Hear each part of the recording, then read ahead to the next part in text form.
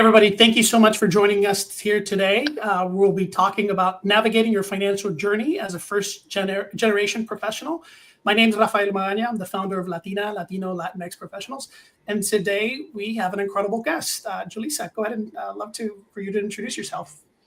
Hello, everybody. Welcome to the show. I'm excited to be a part of this community. Thank you, Rafael, for allowing me and inviting me to be on this little live. I'm excited to, move forward with it.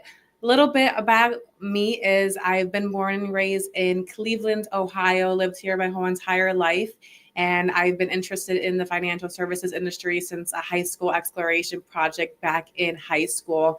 Something that I've noticed throughout my life, both with my personal relationships and people that I've worked with, is that a lot of people, they end up in bad financial situations just because they don't know any better. But more recently, I've come to the understanding that, a lot of people actually do know better, but there are a lot of mindset, beliefs, psychological things that really do impact the way people act with their money, whether that's cultural things they've gone through in their life. So I'm very passionate about speaking about these things because, we all go through our own problems. And a lot of the time we could feel so alone when experiencing these things. And I like to bring to light that, the things you're feeling, the experience you're having, they're normal. People usually don't talk about them. It's a very taboo, especially in the Latino community when it comes to money. But I'm all about being an open book and teaching people from my past experiences and people I care about their experiences and hoping to, break those generational financial curses. Wonderful. Thank you so much, Julissa. Thank you for anybody joining us right now. We're going over navigating your financial journey as a first-generational professional. And we'll dive right into the first question. When you were growing up, what was the first thing you remember about money, and how has that shaped your mindset today? When growing up, there was a lot of different things that come to mind when thinking about money. But one of the things that is really ingrained in me is that you should always save for a rainy day.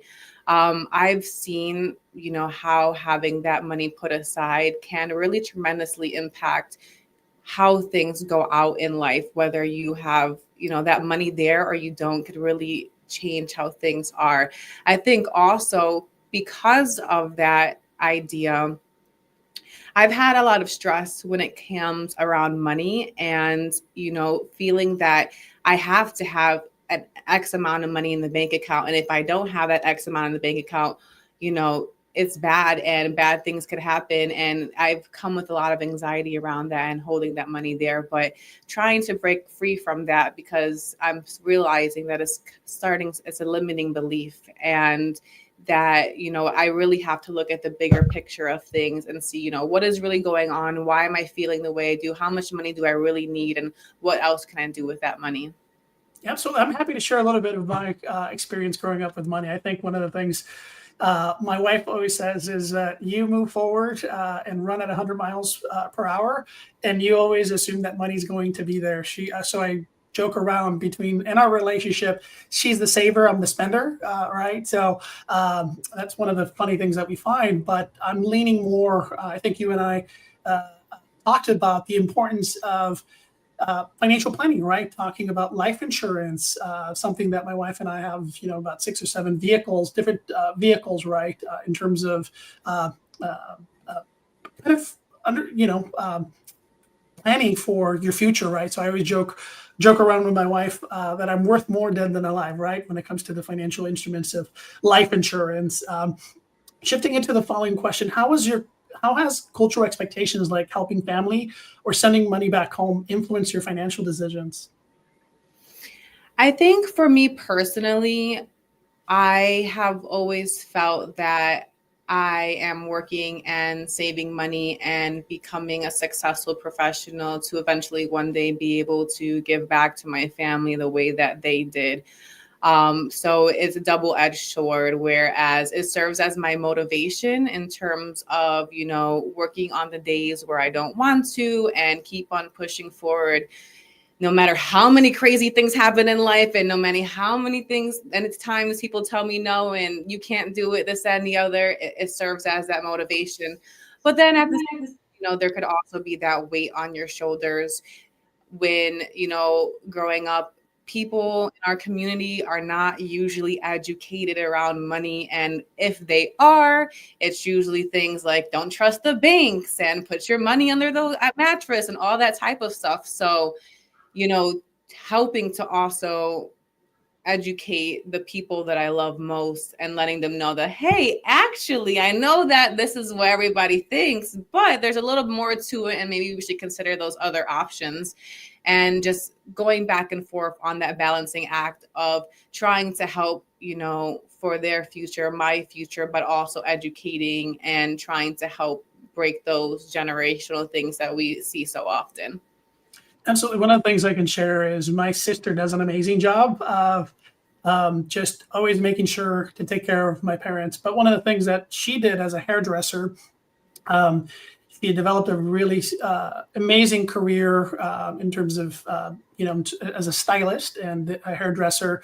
And she was able to buy herself 5 houses to the point where she said she only works 2 to 3 days out of the week, and she enjoys her family, her 3 kids, my little nephews, and for us growing up through my dad, we talked about money, the importance of investing, the importance of buying property, appreciating property and assets that would give you the freedom, right? The freedom to be able to take care of your family, the freedom of school. I always joke, as you save, there's careful because there's always going to be an emergency around the corner. For me, I remember as a homeowner when I was living in Washington, D.C., and we were saving for a trip. Suddenly during fall season, our neighbor came over and said, "Oh my gosh, you have a hole in your roof." And I was like, "What do you mean we have a hole in our roof?" I was like, "Yeah, you have, there's like a raccoon that dug a hole." So fast forward, we called the city, and they ended up finding in our attic 5 little babies, raccoons that they took and relocated them.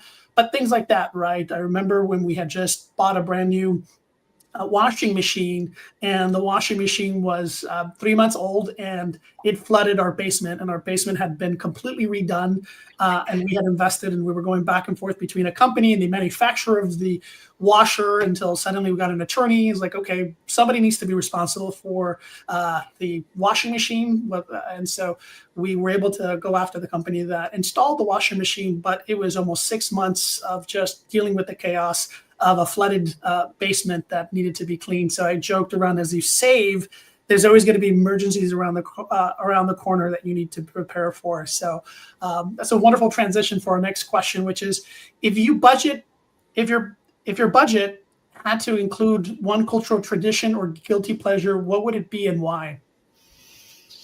I don't know. There's so many things. I would say that if my budget had to include one guilty pleasure, that would be to get personal training lessons for kickboxing. Oh. I have been boxing and kickboxing on and off for some years now, but something that I learned that, there's usually no hacks to moving forward in life like faster than other people. But one way you could do that is if you have a coach. So that's why I'm interested in having a coach, just to learn, the trips. Oh my goodness, I can't speak. The tricks, tips and tricks that they have, and what they learned from their failures and how they could help me move forward into that. That's fantastic. I think for me, if I were to think of what would be a guilty pleasure or budget, I think it's concerts. My wife and I love concerts. So whether it's flamenco, ballet, whether it's salsa, we love attending concerts. I think that would be a guilty pleasure. I think when we hopped on, I was talking about how I had watched Bad Bunny in terms of in concerts. So I kind of splurged. That was a wonderful splurge of the VIP experience, being front row. We won't go into the detail of how much it cost, but it was just an incredible experience. The other thing is, I think for us is, what my wife and I are doing is traveling. We're trying to travel back home more frequently. That's something that we've prioritized. So visiting our parents, I think it's so important. Visiting your community, visiting where your abuelos came from. I think that's something that we're beginning to prioritize. I think as Latinos, when we're working our way up the corporate ladder, we always, one of the biggest concerns that I had talking to my brothers and siblings is we tend to come together during funerals. And I said, we need to change that around. We need to come together during bautizos, marriages. And so moving forward, those are one of the guilty pleasures that my wife and I have decided to put on our calendar. So that's pretty exciting. What was the biggest aha moment for you when you realized, wow, no one taught me this, but I figured it out when it comes to money, finance, investing? I think one of the biggest aha moments where I realized, no one taught me this, but I figured it out comes with, credit cards and how they're actually not as bad as you think they are if you use them right. I think most people, you hear credit cards, it's like, don't use them, they're bad. I know a cousin that has $10,000 of credit card debt because they went on a shopping spree. And this other cousin, she has all this credit card debt because she went to that Bad Bunny concert. But if you use it, if you use it the right way, and you get a credit card that has rewards points, mileage, etc., you're essentially getting free money for spending money. So me personally, I use credit cards for everything. I never use debit cards. To each their own. Everybody's financial situation is different, and if you feel like you don't have self-control when it comes to credit cards, and I do not suggest for you to use them. However, they can be a good tool if you use them properly. There's so many things out there, so many different options. And even just debt in general, that there's such a negative connotation around debt and that having debt is bad. Well, like I said, if you use it the right way, maybe taking out a debt with a low interest rate is good when you have an investment opportunity that you'll get a higher rate of return. So you have to take in consideration those type of things, but there's a lot of negatives that are actually positives after you learn a little bit about them. Absolutely. I'm kind of surprised. I'm just really glad that you mentioned credit cards. You went over the importance of credit card rewards. You did add something that I took a note, and you added self-control. I think that's having self-control, right? Needs and wants, I think is important. But I think you also transitioned into the importance of having a low APR, right? The difference between national banks and possibly your local community credit union, which would give you a lower interest credit card, right? If you have a 29, 34% APR on a credit card, and you can walk into your local community credit union and they can give you an 8, 9, 10% APR. That is fantastic. And I think I love what you said, that you're using, the importance of a credit card is to use it on something that you were already going to buy. So your subscriptions, right? So if you subscribe to Netflix, the other thing that I want to add to what you just said, why I love credit cards that have low APR, I have to add that, is that they give you fraud protection, right? I think when it comes to fraud protection, I and my wife have benefited really greatly when we have a credit card. Immediately we go to them and say, oh my gosh, there's a fraudulent charge where we were traveling. What do we do? And they take care of you really, really, really well. And that's something that a credit card can provide in comparison to your own ATM, where you can go to a local gas station, refill, and you can jeopardize in giving somebody direct access to your bank account. Exactly. I know people that their debit card has got hacked probably like 5 times within the last 6 months. And it's a whole entire complicated process. Whereas if something happens with your credit card, someone steals it, it gets hacked, it's a pretty much quicker turnaround time getting that issue resolved. And you're not losing that money right there and then. Absolutely. One of the other things that I'll share from my experience with credit cards is, unlike your ATM that takes 8 to 9 about a week and a half to get your ATM replaced, credit cards can come much quicker. I live in Los Angeles, so whenever I need a credit card replaced, it takes me 2 to 3 days. I do talk to a live person and then say, oh my gosh, is there a way that I can get this as soon as possible? And if you have a good relationship with your credit card bank, they'll take care of you and next day the card to you. Julissa, any other experiences that you've had with credit cards you want to add? There was something else that I thought of when you were talking and it slipped my mind. Let me think for 2 seconds to see if it'll come back. Yeah, we talked about the rewards. My wife loves the Chase Sapphire. She uses that for the miles, for the travel miles. That's something that we use. So she loves the miles. And recently, I was able to take a trip to one of our credit cards that is tied to an airline, and so that was fantastic. Normally would have been a $500 flight. I ended up using miles, and it cost me nothing. So those are the great rewards when you use a credit card strategically. And I think to your point, the importance of self-control, right? Because you can go spend it depending on the credit line that you get, right? If they give you a really high credit line. If you have lack of self-control, that can get you in a pickle really, really, really quick. Yeah, I guess just to add in things about credit cards, it's recommended to keep that balance pretty low. I think they say maybe about 10% of your total thing there and paying off that balance every month. I don't pay too much attention to those APR rates because I pay it off before the interest rate hits. And that also helps with that self-control factor. I've also had friends that have recommended for them to, set notifications once they hit that certain limit so they don't spend more than they should. Paying it off multiple times a month, just so you know, like how much money is going in and out instead of waiting till the end of the month to a big balance could also be beneficial. But, everybody's situation is different. You should really be conscious of, what you're using it for, what are you doing, and making sure not to be too crazy when it comes to the purchases you put on that, because it can be tempting when you have a big credit card balance, like, oh, I have all the money in the world. Just make sure that you have the money in the bank to replace that, because you're going to spend a lot more money in interest than you want to. Absolutely. That was a great conversation around credit cards. If you could pass down one financial lesson to the next generation of Latinas and Latinos, what would that be? I would say that one financial lesson to pass down is that it's so much more than the numbers. I think that, when it comes to the financial services industry, which I am in, very traditionally, it's been numbers based, how much can you get for your investments, et cetera, et cetera. But your mindset plays such a big role on, your money and what happens with your money, how you deal with your money. And understand, if you notice certain trends, if you notice you're doing certain things. For example, I heard a story recently that there was a lady that she would get anxiety anytime she had less than $50,000 in the bank account.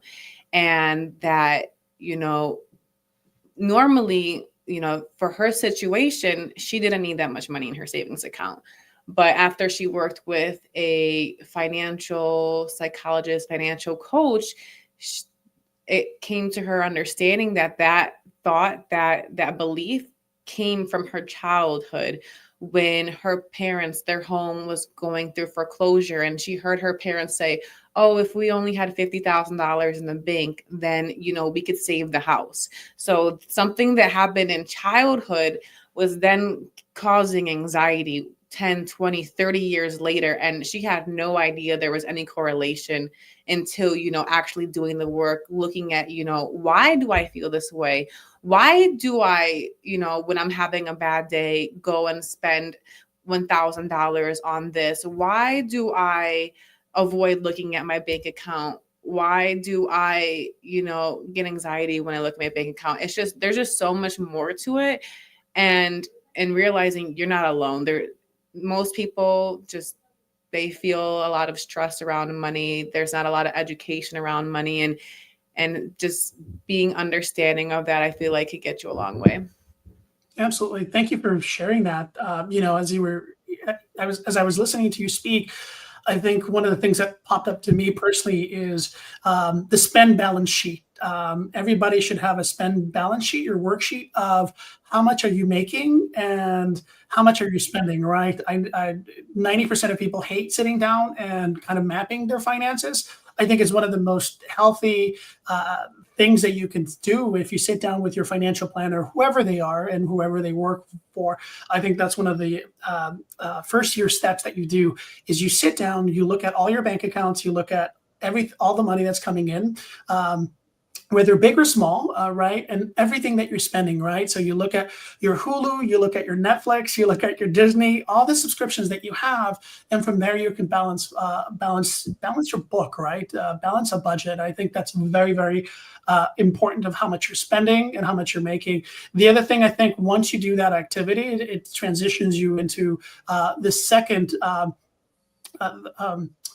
The second activity that you can do, which is focusing on creating an emergency fund. How much should that emergency fund have, and what should it be used for? Right? Should you use the emergency fund when those brand new Christine Louboutins come out, or Jimmy Choo's that you want, or we are around Christmas, so can you use that emergency fund? So creating parameters around that emergency fund, I think, are super important things and activities that I've done with my wife. Also realizing, I think one of the things that I would add for me personally is recognizing that I'm the spender in the relationship and my wife is the saver. How does that balance, right? What if you're a spender and you're dating or married to another spender, right? That adds a different different types of pressure, right, to the relationship, right? So for me, it was money's always going to be there. Things will always solve themselves in one way, shape, or form. But I realized that those behaving in that manner, right, was not only causing a lot of stress to me, but also for my partner early on in our relationship, right? So we've worked all of that out thanks to sitting through our financial planner for us. We use Thrivent Financial. They've been phenomenal for us. And so sitting down and having those tough conversations, I think, are the first step that every Latino should and needs to take. Out of all the things that I mentioned, Julissa, is there anything that you want to add? I like the aspect that you brought up about, how your money spending styles or saving styles can impact your relationship. At my company, we have a few different lines of business. We have the wealth side, Intentional Wealth Partners, and we have the divorce side, Intentional Divorce Solutions. And one of the biggest issues we see when people are going through divorce is, when it comes to money. And I think that possibly could be prevented is if you are very upfront and honest in the beginning. Because if I'm having anxiety about how so-and-so is using their money or not using their money, and I keep it suppressed, that feeling is likely not going to go away. And it's only going to get worse and worse as the years go on, especially if you're marrying somebody.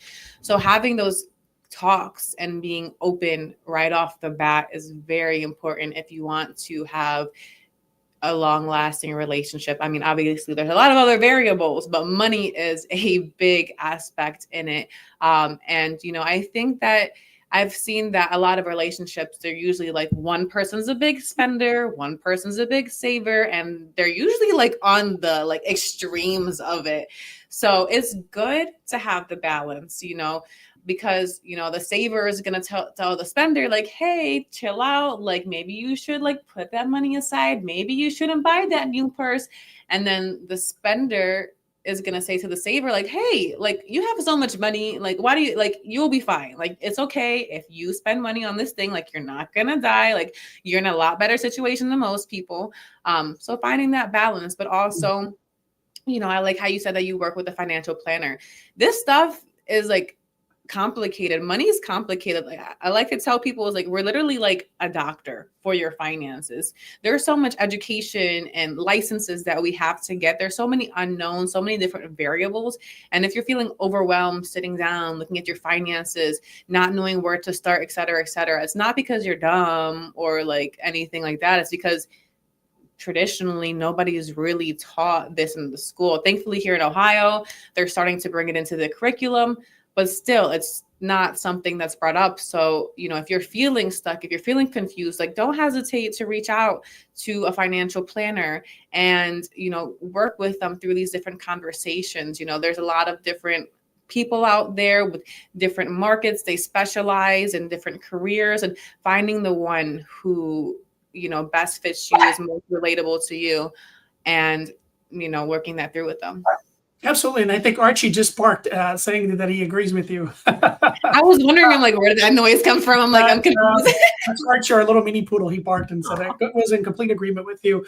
I love what you just said. I think one of the things from listening to you that came to mind, what if you're a Latina that just is working middle management, just recently got a raise and got yourself some stock options, right? The importance of talking to a financial planner, right? Because now you can buy at a reduced cost, right? If you're working for a Fortune 1000 company, you now have a stock option that you can exercise to either buy an X amount, either amount of stock with the company that you can do. My wife did that, right? When she was working for a company, and she worked for over 11 years. And that stock option that she exercised materialized after she left the company into a large sum of money that she was able to utilize, right?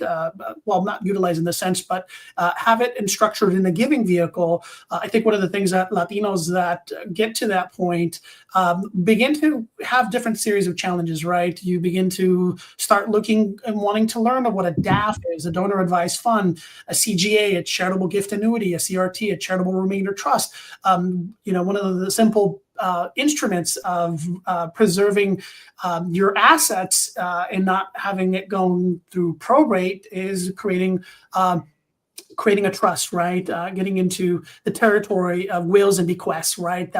We can certainly save that for a different, another conversation through Latina Live Talks. But, that triggered to me as a Latina, you just reach a certain point that now you have to start talking about money and what you want to do in terms of your financial planning. Anything you'd love to add to that? Yeah, I think you're so right that, once you get to a certain level and in your career, you have a lot more opportunities that are being presented to you. And once again, you're not being educated at all. And there's so many things to consider when it comes to stock options. When do they vest? What are the tax implications? Should you hold it when it vests? Should you not? There's a lot of different things to consider. So, talking to people also in your industry is helpful. I mean, another taboo thing is like, oh, you can't talk about your money. You can't talk about your benefits. But you know what? It's actually good that you do that because you guys are in the same boat. You're both confused. You can figure things out together and possibly, benefit from it by having those conversations and just looking for the resources, looking for the people who specialize in those areas to help you move forward. I think a hesitation for people is like, well, I don't want to spend money on that. I don't have money for a financial planner. But what people don't realize is that, by not looking deeply into these these financial instruments or your financial plan or creating things, you could be losing a lot more money than the amount of money that you're investing in a financial planner, financial coach, et cetera, et cetera. So just understand that, investing in a financial planner, a financial coach, a financial advisor isn't investing in yourself. And, with all investments, there's room for upside and there's room for downside. But usually, if you're working with a trained professional, they could help you go into the right direction instead of you spinning your wheels and trying to figure things out on your own. And then also to add to that, if you're an executive, if you're moving up in the ranks, you usually don't have time to be wasting to figure out like, oh, let me figure out how to use these stock options. Like when your car is broken down, do you go on Google and say, hey, like, how do I fix this certain thing? Yes, maybe there are some people who do that, but most people take it to the mechanic. So it's the same thing with your finances. You want to save time.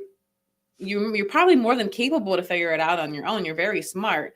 But like time is something you can't get back. So you have to weigh it out there and choose your battles and see like where you want to be spending your time and money. Absolutely. And I think one of the things you mentioned, Jaleesa, earlier is your particular company has not only a business line, but you also have divorce solutions. I always say that when it comes to divorce, that's a great way of cutting your wealth and finance in half, right? Because now you have a partner, however the length, and I'll be honest, sharing here with our audience, is I've gone through 2 divorces, right? So Kimberly and I were on my 3rd marriage. And so, I went through when I was 23, got married, lasted 5, 6 years. Second marriage lasted 6 years. And of course, we wanted to last, but it's one of those things that it's in terms of even discussing what a prenup is. Now you have a partner that you're dividing the assets that were accumulated when you're together. And as I talk to Latinos and ask these questions, of course, we want love to be forever, happily ever after. But there's things that can happen that can be a U-turn for you, where you're going to have to sit down and have those candid conversations with your partner. Yeah, that is so true. I think, as Latinos, many of us are conditioned like you need to get married young, you need to have those kids, et cetera, et cetera. But the problem is that a lot of people, they end up rushing into things don't work out. Our brains are not fully developed when we first get together. People change, like we go through different life experiences. And it makes sense why, 50% of marriages end in divorce. I mean, it makes sense. I mean, a lot of people are just like, meet you one day, marry the next day. I'm like, whoa, whoa, whoa. I have a lot of friends. They're like, yeah, I want to get married to this person. I'm like, stop it. Calm down. You need to look at all the variables. This is like, literally, it's like you're getting a business partner and you're signing a business contract, because what happens is that once you're married, everything gets intermingled. Everything is, and if something happens and you don't have a prenup in place, either the court decides it, or, in our business, we have divorce coaches, we have mediators that we have on our team to help people kind of avoid those extra costs that come with that. But it's complicated. I didn't realize how complicated divorce was. I'm kind of getting a little bit traumatized. You should. I will add, you shouldn't. I think it's one of those things for me is, you learn through life, right?